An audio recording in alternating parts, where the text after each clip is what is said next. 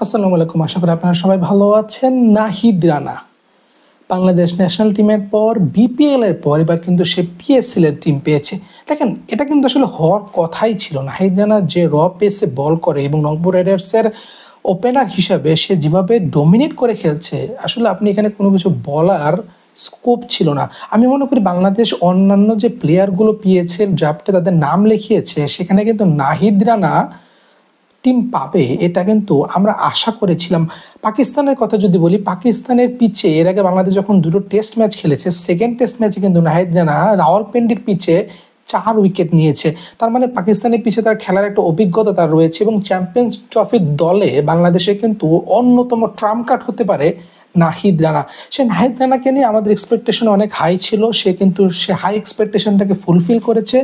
টেস্টের পর সে কিন্তু ওয়েস্ট ইন্ডিজেও দুর্দান্ত ফর্মে রয়েছে এবং আমি যে মনে করি যে বিশেষ দিকটা বিবেচনা করে পাকিস্তান বা পিএসএল টিম তাদেরকে দলে নিয়েছে, সেটা হলো তার র পেস। আপনি যদি তার পেসের ব্যাপারটা একটু দেখেন, 140টা তার মিনিমাম স্পিড। সে কিন্তু চাইলেই যখন তখন slower delivery, say back of the length, say full length বা ব্যাক অফ দ্য লেন্থ করতেছে, সে ইয়র্কার জেনারেট করতেছে, সে ফুল লেন্থে বল করতেছে। এবং পেসের ব্যাপারটা যদি আপনি বলেন, 145, 46, 47, এমনকি তার কিছু কিছু বল কিন্তু 150 প্লাসও ছিল।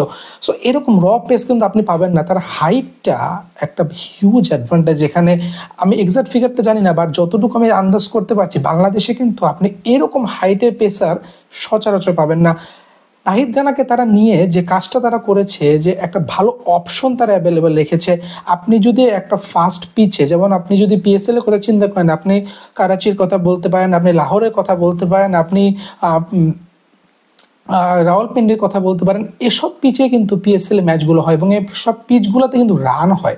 এবং পিএসএল এর যে টুর্নামেন্ট আমরা দেখেছি 200 বা 250 রান হচ্ছে এবং সেগুলো চেস হচ্ছে, তো সেখানে র পেস কিন্তু একটা হিউজ অ্যাডভান্টেজ হবে পেশোয়া টিমের জন্য। এবং আমি মনে করি তাদের সিলেকশনটা অবশ্যই একদম কারেক্ট ওয়েতে ছিল এবং অ্যাজ এক্সপেক্টেড। আমি বললাম, আসলে নাহিদ রানাকে নিয়ে বলার মতো কিন্তু কোনো অপশন নেই।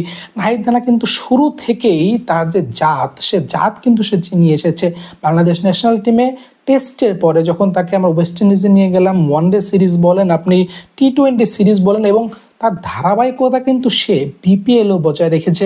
সিলেট বলেন, ঢাকা পর্ব বলেন, এখন পর্যন্ত যদি আমি বিপিএলের দিকে তাকাই, সে কিন্তু 6 ম্যাচে 9টি উইকেট শিকার করেছে। সেরা 5 জন বলারের মধ্যে একজন আমাদের নাহিদ রানা। ন্যাশনাল টিমের সিলেক্টটা তার উপর কিন্তু রিলাই করেছে এবং তারই ধারাবাহিকতায় নাহিদ রানা এবার কিন্তু পিএসএলও টিম পেয়েছে। বাংলাদেশের হয়ে প্রথম যে কলটাও এসেছে সেটাও কিন্তু নাহিদ রানা। আপনি যদি মুস্তাফিজুর রহমানের কথা বলেন বা সাকিব আল হাসানের কথা বলেন, তারা কেউই কিন্তু শুরুতে দল পায়নি, কিন্তু নাহিদ রানা শুরুতেই দল পেয়েছে। এবং তার মতো একজন র পেসার আপনি টিমে রাখতেই চাইবেন। তাকে না ছাড়া রাখা ছাড়া আপনার হাতে কিন্তু কোনো অপশন ছিল না। আপনি চাইলে হয়তো অন্য কোনো ফাস্ট বলের উপর রিলাই করতে পারতেন, বাট এরকম হাইট, এরকম পেস, এরকম গতিতে বল করার মতো একজন বলার যখন আপনার টিমে থাকবে, যে কোনো টিমের জন্য কিন্তু সেটা ভয়ঙ্কর একটা হয়ে দাঁড়াবে।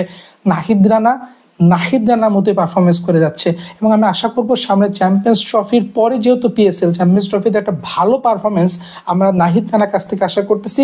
পিএসএল এ প্রথম বাংলাদেশি হিসাবে এবার কিন্তু দল পেলেন নাহিদ রানা। নাহিদ রানার পারফরমেন্স আপনাদের কেমন লাগছে অবশ্যই কিন্তু কমেন্ট বক্সে আপনাদের মন্তব্য জানাবেন। ধন্যবাদ।